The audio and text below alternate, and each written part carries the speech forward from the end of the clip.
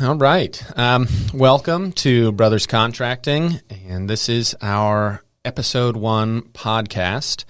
And today we've got a special topic of barbecue grills that we're going to discuss. And but to give you a little bit of a background as to why we're discussing that topic and what to expect moving forward, we own a couple of businesses, Palm Beach Grill Cleaner. We started over a decade ago where we specifically clean barbecue grills. We clean multiple grills a day, every day of the week, and we've been doing that for, like I said, over a decade. And then we have another business called Fishman Outdoor, where we specialize in contracting the outdoor patio space, so outdoor kitchens and pools, pavers, pergolas, screen enclosures, all that kind of stuff. And so we, as far as our topic today, we definitely have a very specialized knowledge on barbecue grills, but in the future you can expect discussions about all sorts of topics having to do with the outdoor construction, patio industry, and we also have some larger plans for the future moving forward, doing larger scale construction of different types that we're excited to start talking about once we start moving into those realms. So with that being said, I guess we'll get to today's topic. Chad? Grills.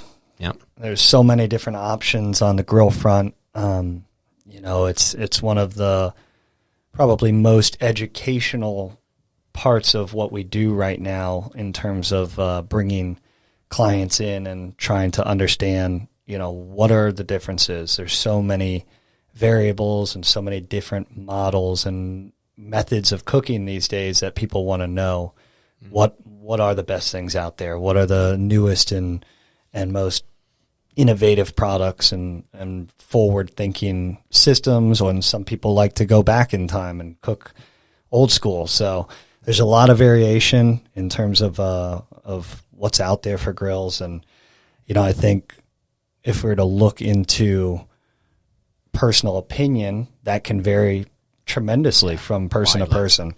One of the things that I'd want to know is what is the best selling grill that we've seen, in the last 12 months or so? What do you think? Yeah, obviously with doing the outdoor kitchens, this being such a niche specialty of ours, we sell lots and lots of grills, and that's always the primary topic for each one of these projects. And so I get to see every single showroom meeting that we have with clients, what their preferences are, and kind of discuss the ins and outs of all these different products. And definitely, as far as the most popular and best-selling grill that we've had is a product called Delta Heat. Yeah. And it is manufactured by a company called Twin Eagles. Twin Eagles is one of the best grill manufacturers on the planet. Dometic now, actually. They took over ownership of that one. Yep. But, yeah. And so now they're getting they do all sorts of refrigeration and a whole range of different products. A lot of niche specialty products for the van life world too, which is kind of interesting. Big with that. Yeah, it's been kind of neat to learn about those new product lineups that they're offering. But yeah, Delta Heat is a really, really cool, unique grill. It's a product that a lot of our clients are really liking because it fits a kind of a niche space. A lot of grills out there have what they would call fairly standard sizes in terms of the width of the grill: 30 inches, 36 inches, 42 inches. Delta Heat's a little different. They do a 32-inch and a 38-inch, and that 32 is by far our best-selling grill. It fits in a very unique niche size due to the fact that your typical 30-inch grill only has 2 burners in it. And a lot of people like getting high-temperature infrared burners in their grills these days, which, compared to your traditional convection burner in a gas grill, which ranges from 250 degrees to around 650 degrees. The infrared burner is much hotter. It's usually ranging from 800 on low to about 1200 on high. And one thing too on the Delta Heat and Twin Eagles, they're both American manufactured in California, but that size grill, that 32 that you're talking about, is in line with a lot of the Asian manufactured grills out there, such as Blaze and Del Sol and a few of the other brands out there that have the 32s, which is interesting because they do fit the same cutout for the most part as well. Yeah, and that's something that a lot of people absolutely ask about in terms of replacing their grill. Replacing a grill can always be tricky in a custom built outdoor kitchen cabinet due to the fact that the width, although that's a similar thing to a lot of different products, the depth and the height changes dramatically a lot of times from one brand to the next, purposefully, so that you can't easily replace one company's grill with another company's grill. But, there's definitely always tricks of the trade in terms of replacing grills. That's something that we've learned a lot throughout the years and have a lot of specialty in as well in terms of creating trim kits and things like that to make a grill fit in an existing cutout. The other part of that, in terms of the best-selling grill, the Delta Heat, because of its size, that third burner, it fits a very good standard cooking, territory for people in terms of how many people they're cooking for. Yep. So that's kind of what I was getting at there, was that the Delta Heat, unlike the 30-inch other grills on the market that only have the two burners, and so if you have a high-temperature infrared burner and a convection burner in your grill, you don't want the whole grill to be high-temperature infrared, because then you can't cook chicken and vegetables and delicate items in there. It's just going to char and burn the outside before it cooks it all the way through. That infrared is great for steak and red meats, tuna, things like that. But now, so you need to still have a convection burner in the grill, but now you've split the grill in half. So the majority of what you're cooking in a 30-inch grill is going to be on one half, the lower temperature half of your grill. And that doesn't necessarily give enough space for all of that cooking for most people. So that Delta Heat it's only 2 inches wider, so it's not taking up a lot more counter space when somebody has a limited space for their outdoor kitchen and for the grill in it.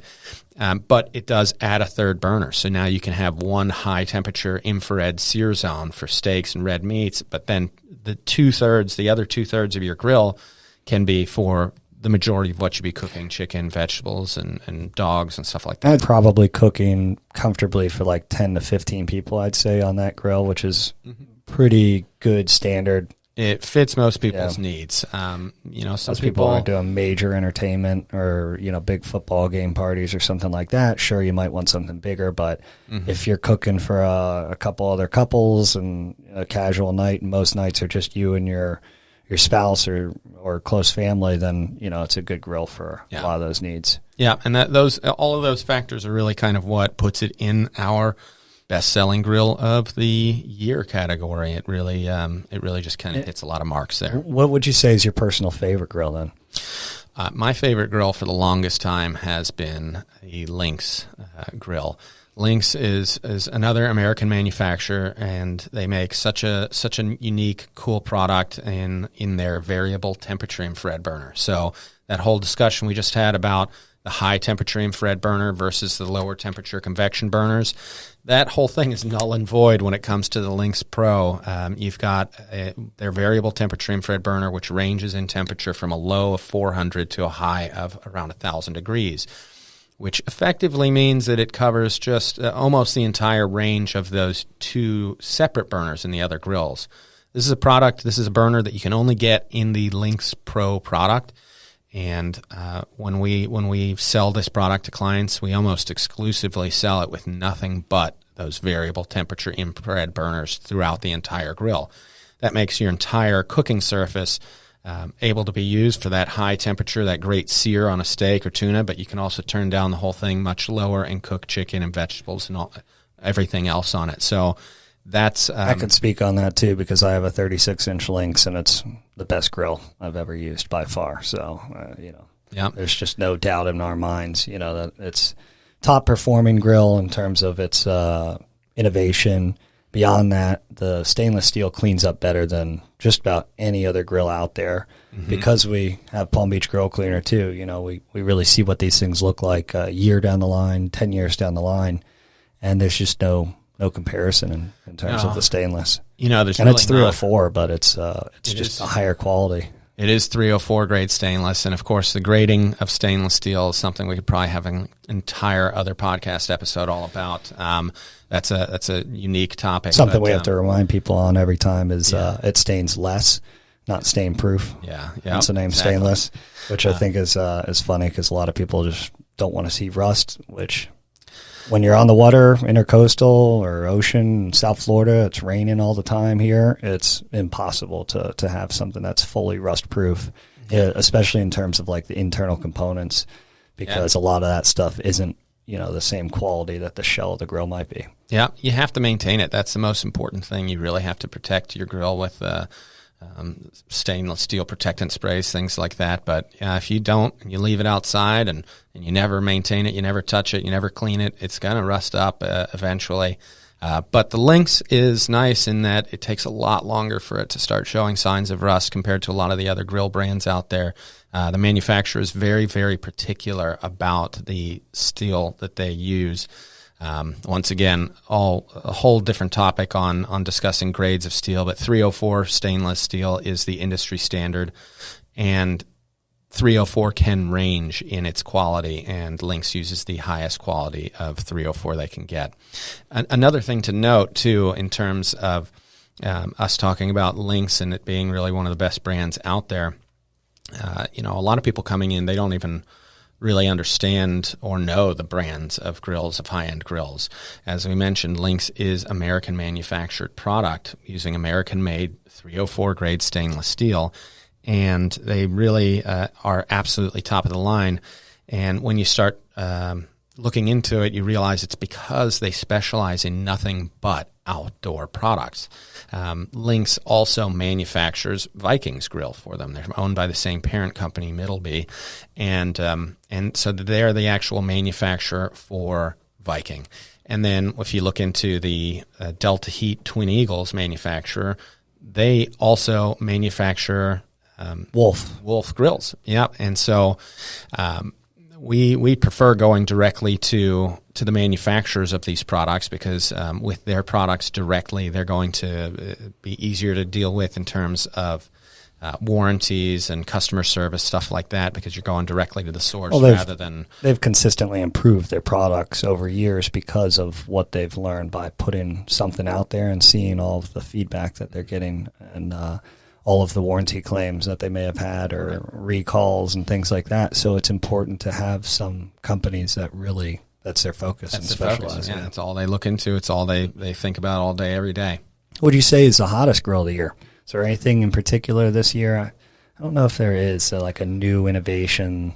When you say hottest grill, I think of two different things. The physically hottest grill, temperature-wise, on the market is Alfresco grills, which is another excellent American manufactured product that we like to use as well.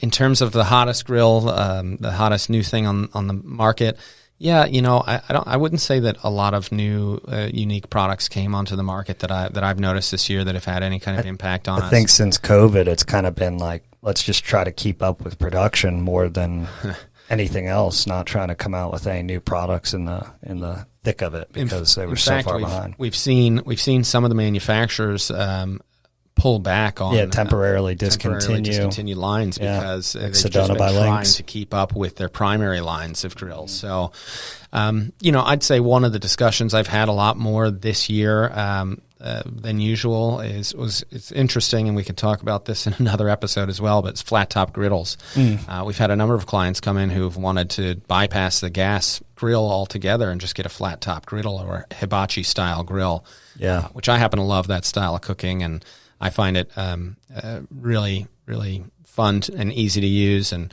it's interesting. Yeah, France uses that primarily as their grill versus open grate grill. Yeah, if you go to Europe, you're not going to see many people with a barbecue grill like an American style grill. Most people are using a hibachi style or flat top cooktops. It's something that really.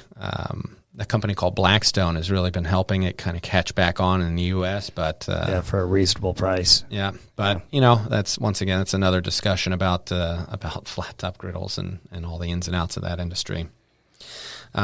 Chad, what would you say is the best budget friendly grill on the market?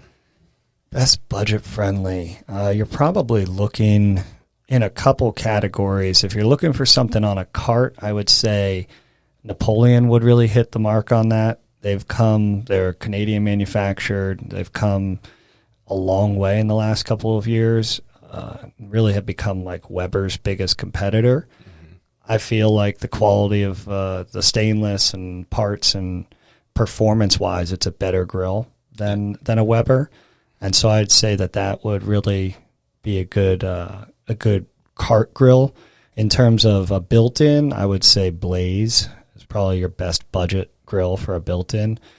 They're manufactured by BBQguys.com, and which is the largest online retailer of outdoor barbecue equipment. And so it's supported well. They don't hold up the best because they are a lower quality 304 stainless steel, but they're still a good grill, and I'd say a caveat to that is they hold up the best. Yeah, for that price range, category, for sure, by far. And they're you very, can get the parts easily. Yeah, they're very, very well supported by the manufacturer.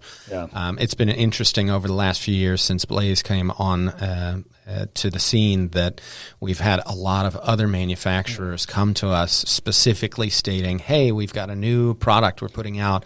This is our Blaze killer. Yeah. And so just to kind of show how influential the Blaze grill is on the marketplace and on budget-friendly, I'd say built-in style grills. It's so heavily promoted by BBQguys.com too, so it's hard to not see the rankings of that being the best of the best grills on their website when you're looking around and you're comparing a $2,500 grill or $2,000 grill versus a $8,000 Lynx, and you're wondering what is the difference here. You know, they look kind of the same. Yeah. A stainless steel looks pretty when it's sitting in a showroom, so it's different when it gets out into the backyard. Yeah. So yeah, I'd say those are the two best budget-friendly grills out there. One being a cart grill, one being built-in. You can get the Napoleon built-in, but for the most part, you're going to want to go cart style on that. Yep, for sure.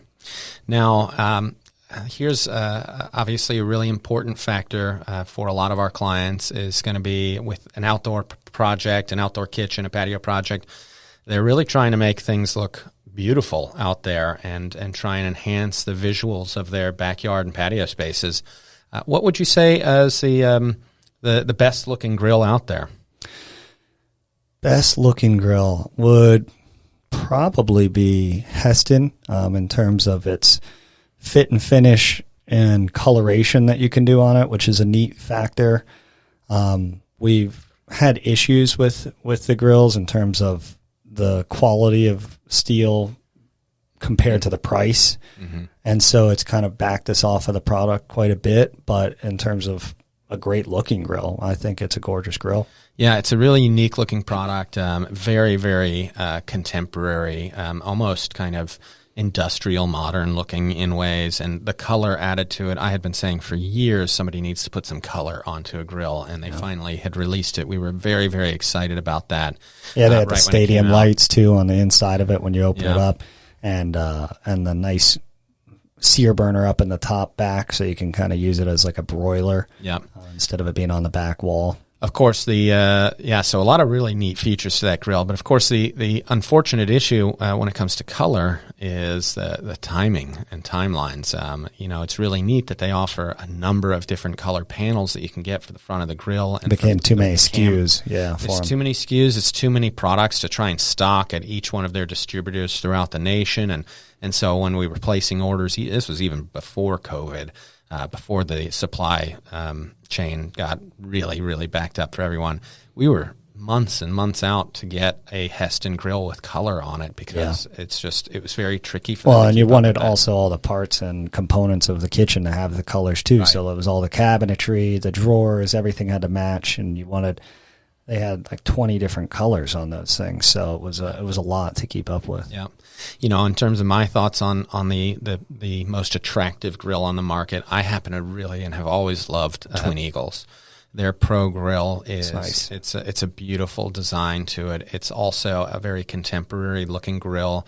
I just think it has some smoother lines than the Heston, and it's got really neat knobs with the lighting on it too. Yeah, the which bezels is cool. have the lights on them, and it's just a kind of futuristic-y grill that just it's very smooth, very nice design. Yeah, in terms of the ugliest grills out there, I'd have to put Broil Master at the top of the heap with that in terms of it's a cart grill for the most part. I know you can build them in, but we would always put Broil Masters or MHPs, which are pretty much the same thing, into a lot of condos or buildings where people are cooking constantly, and you might notice them in the back of a building where it's an apartment building or a condo like that, and it's coming out and it's just a post below it, and it's stuck there, and the gas lines just run right to it, and it's just the grill head sitting on a post.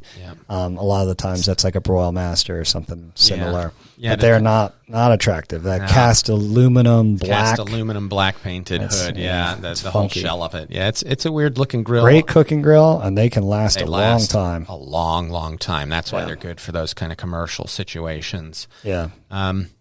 Also for an unattractive grill, I'd have to say that the ProFire is a product that, in terms of built-in grills, ProFire is a unique grill. It was designed a long time ago to mimic the size cutouts of the DCS grill, which once upon a time was the highest-end, best-selling grill on the planet. And so ProFire had this brilliant business idea to make a less expensive grill that was a replacement for DCS, which we've used it heavily throughout the years because we've replaced a lot of DCS grills in our area here in Palm Beach County, Florida. And it is a fantastic grill in terms of performance. I think we get the least amount of callbacks on that grill in terms of problems because it's simple. It's very simple, but it's very, very well built with really good quality stainless steel. The thing about it is that it's designed like the old DCSs, and everyone all the manufacturers these days have moved on in terms of trimming out the product and the grill and lights and different ignitions and different fit and finishes. Most grills these days on the fascia of it, the front of the counter, they have a trim or an overhang that goes around. So when you slide the grill into the counter, you don't see the cutouts on the side of the grill as to the hole that it's been slid into. It's like pre-built crown molding that correct, goes in. Exactly, And so it makes for a very, very finished look, whereas that ProFire does not have that. So when you slide the ProFire into the counter, it just sits in there. You see the hole that it's sitting in. You see the sides of the hole. It doesn't overlap and cover that up. So which kind of hits like the evolution of grills. There has been a significant increase probably in the last decade really in terms of products and technologies and performance things that they've come out with. I mean, really, when you look back at it, it wasn't long ago that everyone was cooking on a Weber kettle grill, and that was about all you had in your backyard. And you're pulling out the charcoal and your little charcoal kit to get it started. But in terms of recent things that have come out pre-COVID, we were seeing smart grills from Lynx. Even more reasonably priced products such as Traeger, in terms of pellet grills, these things cook for you. And you don't have to do anything other than prep the meat. You just walk out there and turn it on, and you can be out on the beach for the day and controlling the different temperatures on your pork or your ribs. It's pretty amazing. So it'll go through all of the different fluctuations. So you have apps that communicate with it now. And so there's a big increase in terms of technology. It's interesting. We've primarily been focused on gas grills through this discussion, which has been a focus of ours in terms of grills for our projects, because that's traditionally what most people are putting into it's a convenient thing, an outdoor kitchen. It's convenient. You just go out there, you turn the knob and push the igniter, and it turns on and it's ready to go. Versus quick something cooking like too. Using a wood burning style of grill or a charcoal style of grill, and so it's definitely what most of our clients gravitate towards for the aesthetics of it and the convenience of it, and the fact that these gas grills are meant to be built into an outdoor kitchen. People are doing both though now. A lot of the times we're starting to see certain things come back like that, where they'll do the gas grill for convenience if they want to cook a steak in 10 minutes, but they're also putting gaucho grills into their counters now in addition to, so you're cooking with wood over an Argentinian style cooking, which is amazing. But you just got to have the time for it and want to do the work. But I think a lot of people are doing it more for the fun of that, just like the pizza oven. situation. A lot of people like doing the pizza ovens, but you got to wait 45 minutes just for the thing to heat up in the first place. Yeah. It's definitely, there's a lot of products out there that are much more niche than your traditional gas grill. Gas grills, I'd say, gas grills have really come a long way in the last 25 years. It was about 25 years ago that DCS came onto the scene and made the first really, really high-end built-in grill. And since then, it's interesting, a lot of these manufacturers we've mentioned, Twin Eagles, Lynx, and Alfresco, the owners and people who started those companies kind of all came out of DCS back in the day and have all spun off and kind of done their own things. And so it's almost like that single brand turned the high-end built-in gas grill into the full industry that it is today and into all the different products. But yeah, in terms of the other more niche products, like you're saying, from the old school to, from a gaucho grill, which is really neat. You've got this wheel and a handle on the wheel, and you can lift the grill grate and lower the grill grate higher, further away from the fire, closer down to it, to vary your temperature rather than, gas grills, all you do is twist a knob. I happen to love a gaucho grill. It's one of my favorite ways of cooking, and it takes, a lot more patience and a lot more monitoring. You really have to be there the whole time watching it. Right. It's not something you can walk away from. Yeah, it's not set up, forget it. But, these are the types of things that we are seeing more people actually these days kind of venture out and do unique things. At one point in time, we did a really custom braai. It was a custom braai for a South African golfer. It was really neat. Yeah, in South Africa, we weren't even really aware of this until he came and asked us if we could build something like this. But in South Africa, the braai is the primary and most popular style of grill outdoor cooking that they have, and effectively, it's like a raised fireplace where they put a grill grate into it, and they build a fire underneath that grill grate and cook over top of it. Yeah, it's pretty neat. It's very, very... It houses the heat inside of there, too. So it kind of, instead of a gaucho style, it's very similar, except it's open air, whereas that will keep and retain heat around the walls and up in the ceiling flue. That was a really interesting project. We actually had to go through and start from scratch with our design process on that. And, it wasn't like anything we'd done before. And this kitchen literally has a large tower on it that is the fireplace with the chimney and the flue and all cool. of that. And because the fireplace, unlike a normal fireplace too, that's usually down close to the ground, this one is up in the air so that it's kind of at chest level so that you can see into it and know what you're cooking. And it was a really, really neat, fun project for us to do and something totally unique. So we'll wrap this up a little bit here in terms of our grill front. There's so many different options out there, but what would you say would be the biggest takeaway from grills that you could think of? Well, like you said, a lot of options, and just to kind of brush on that real quick, we've got Kamado style grills that are you can use those. They're like the big green eggs out there. There's a lot of brands out there like that make different unique products, and those have come a long way as well. That style of grill you can use as a charcoal grill or as a smoker, and but there's a learning curve to it, and so you really kind of want to know that that's something you want to do and that you want to get and play around with, and that you're going to put some time into. Smoking food on something like that takes hours and hours and hours. Using it as a charcoal grill, if that's all you were going to do with it, then it's kind of like, well, why not just get a Weber kettle or something along those lines.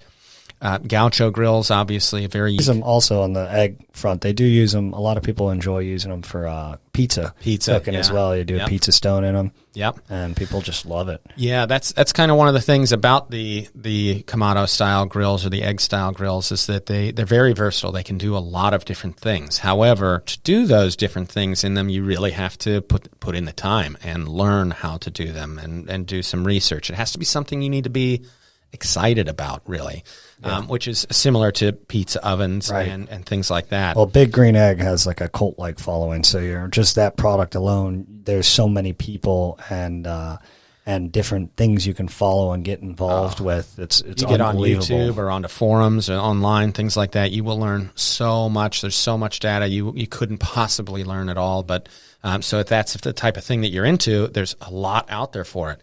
However, I do have clients that come in here that ask us about Kamado style grills, and I explain to them the nature of the time that you need to put into it for smoking and things like that. A lot of people had no clue. Oh, wow, I don't have the time to sit around for 12 hours cooking a brisket.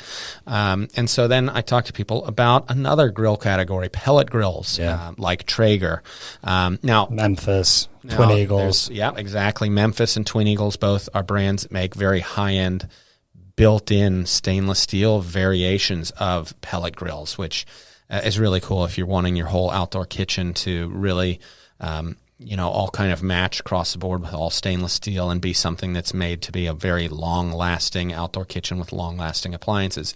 There are those high-end brands of pellet grills, but pellet grills are really cool because you can smoke in them, but they hold the temperature for you. It's like an indoor oven. Like you were talking about earlier, you can set the temp with an app. You can change the temperature through the app on your phone while you're out on the boat for the day. And so you don't have to be standing around for 12 straight hours monitoring it. Yeah. One of the things, too, on that front is of what I've noticed and people don't realize, and you brought up oven, there's really two ways of cooking. There's direct heat and there's indirect heat. And with any of these grills, most of them you can do both in. Some of them, like a Traeger, is really going to be only indirect heat, but even the Twin Eagles and the Memphis, you can do direct heat cooking as well as indirect. Mm-hmm. But they can all effectively act as an oven. People don't think, well, I got to cook that in the oven inside the house. Well, your grill can do the exact same thing, even on your gas grill. Mm-hmm. You just have to monitor the temperatures and make sure that you're staying off of direct heat. And it creates that convection style where the heat just revolves and circulates inside of the grill head. Now, it can be a little tricky on some of the gas grills. Some gas grills are very, very hot. And, we definitely hear from clients turning off all the burners but one and putting whatever they're cooking onto the opposite side to try and get that effect. But that is definitely something you've got to monitor. If you really want to specialize in indirect heating cooking, I would not recommend only getting a gas grill. I would absolutely recommend getting some type of smoker product because that's more traditionally how you're meant to do that. But because it's hard to get down to that 180 temperature, on a gas grill. Yeah, they're not usually really going to be 200 plus, even indirect. So it's hard for them. We actually do have clients sometimes who say, "Well, I've always been able to do that on my Weber, and now I got this Lynx grill from you, and I can't do that. And you were telling me it's a great grill, and I can't even cook this way on it. What's so great about it?" And it's too good. It's what it does. The Weber really doesn't get up to the temperatures that you'd actually want for searing a steak and stuff like that. And so that's why these high-end grills, they're made with better quality materials that can handle higher heat. And so that's they put the higher heat in there. And so, like I said, really, if you're going to be wanting to specialize in doing a lot of indirect cooking, you want to get a product that's going to work for that. And we did mention some of the brands for the pellet style grills, but the Kamado style grills, you mentioned Big Green Egg, but there's a number of other brands out there. Sapphire. Kamado Joe is a very, very nice product. That's really, in terms of the more standard style Kamado products out there, that is one of the most robust and nicely built products. There's also some real specialty ones. And there's one other product I forgot to mention would be Kalamazoo in terms of brands that top of the line in terms of pricing. They consider themselves to be the Rolls Royce of outdoor grills, but they have gas. Kamado now is a newer product that they came out with, and they also have a Gaucho style grill, which is beautiful. Yeah, their Kamado style grill is gorgeous. The Gaucho style grill, you mentioned Rolls Royce. If you want to spend the money that it costs to buy a car on a grill, you can totally get that Gaucho those grills style are grill. $25,000, $30,000, $30,000. Yeah. But oh my God, I'd have to say that the the Gaucho style grill from Kalamazoo. It's the best. It might be my favorite product on the market. I'd love to have one. Yeah. So, with the Kamados, you do have that new Kamado product from Kalamazoo. Also another product brand called Kamado. Gorgeous, unique. The one from Kalamazoo is a very contemporary style, a stainless steel Kamado with these wood legs to it. It's beautiful. Whereas the Kamado has this tile around the outside of it. It looks like a pizza oven, like a Italian pizza oven, custom. Right, but it's unique. It looks like lizard scales, so, Komodo, it does. Dragon. Yeah. And so it's just gorgeous product. So very, very expensive as well, but yeah, just to mention, there are a number of different brands other than Big Green Egg. Pretty much almost everybody has heard of Big Green Egg, and nobody's heard of these other brands, but these products are really gorgeous and very, very high-end, nice products as well. Yeah, I mean, in terms of grills, there's just so much. There's so many different products out there now. There's things that could be portable use grills. There's so many built-in options. Almost every one of the grills can either be built in or on a cart, which is good for people to know, because a lot of people don't realize that they can actually take that grill head out of the cart and put it into an outdoor kitchen. Yeah. But there's just a lot of options, and I think it's overwhelming if you're just looking online at barbecueguys.com or Googling reviews. There's so many years where they were testing products out, and maybe it wasn't the best, but you're reading reviews from 3-4 years ago when that product was having issues, and those issues have been addressed. So it's very difficult to go online and just look at things and go off of ratings, because they're not really true. You really have to, you got to get in person and see these things for yourself. That's an interesting thing too, because I've had a lot of conversations with clients over the years, and they say, okay, what grill do you recommend? And I'll mention some grills, and I've heard a lot of bad things about that. And I'll stand there and say, well, I do this all day, every day. And to explain a couple of those bad things that you're saying, yes, and historically, this company had such and such issues. They corrected them by doing this and that. And if you look at the reviews, the dates and timelines on those, you'll see that they're from this year through this year, but the newer products are much better. And I didn't use that product back then. Now I do, because they've improved it. There's so many ins and outs of it. You'll find bad reviews on absolutely every single product on the market. I personally look at reviews for everything, in terms of me going out and eating. I'm not going to go to anything less than 4.5 star on Google. It's just not going to happen. There's no point when there's so many great restaurants.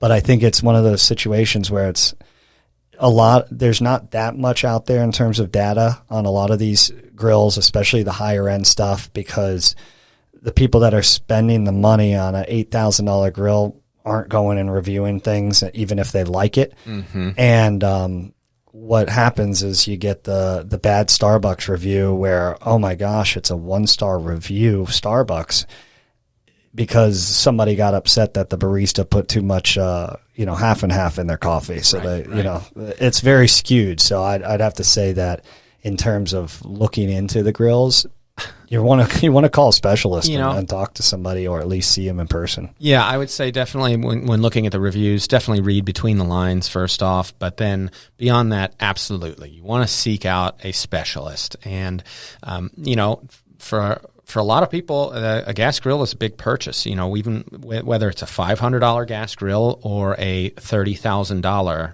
Kalamazoo, it can be a big purchase, and it's a purchase that for some people they absolutely are passionate about it, and they're going to do every bit of research they might possibly conceive of trying to do.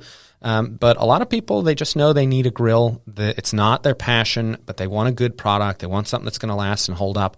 And to cut through all the BS out there and really just figure out, okay, what's going to work for me and why.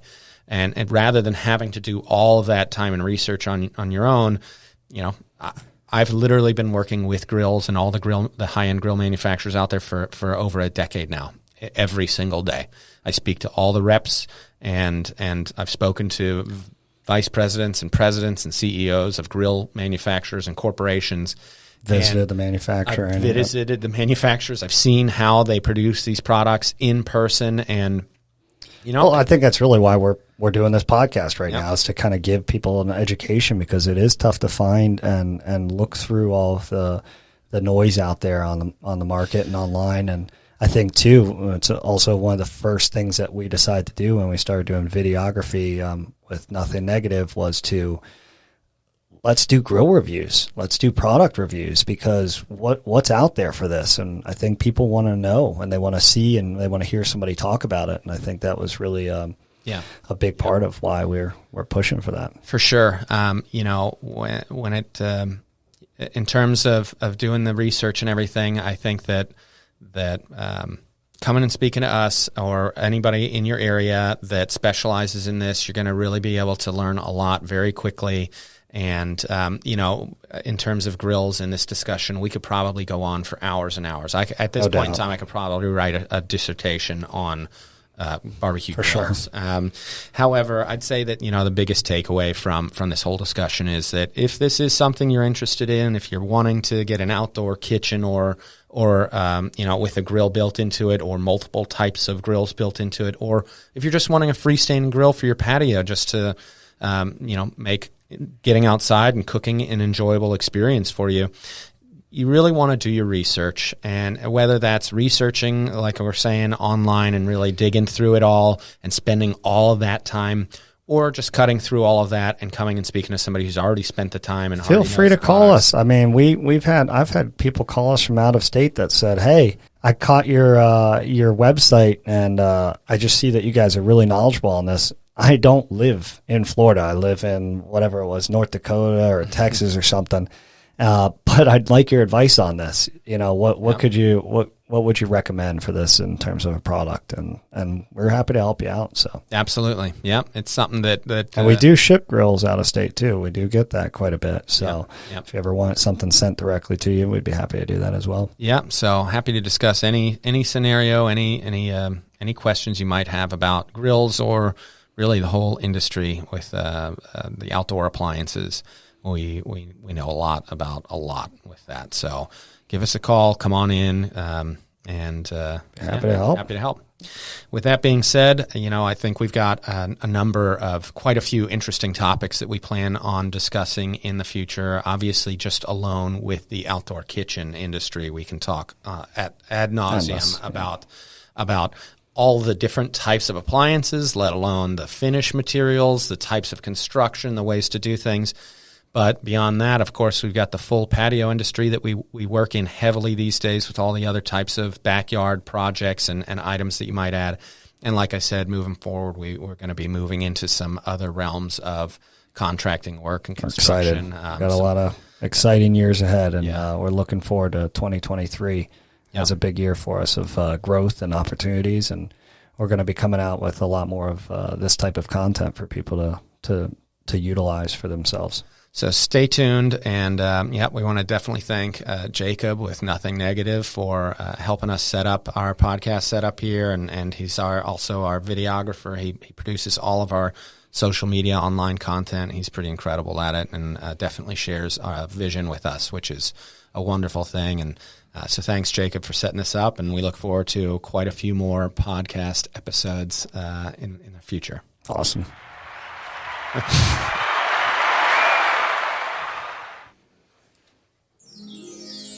Oh, I like it.